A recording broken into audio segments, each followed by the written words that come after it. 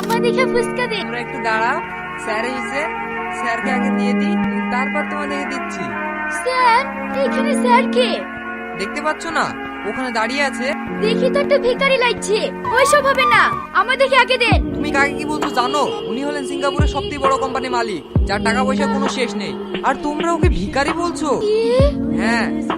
এই, ও যদি এত বড় কোম্পানির মালিকই হবে, তাহলে ফুটপাতে দাঁড়িয়ে ফুচকা খাবে কেন?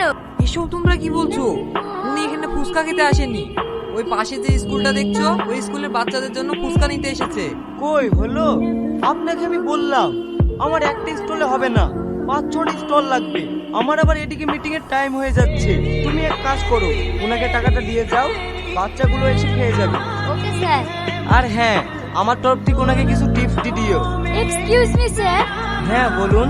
স্যার, আমি না জেনে আপনাকে অনেক কিছু বলে ফেলেছি, আপনি কিছু মনে করবেন না প্লিজ।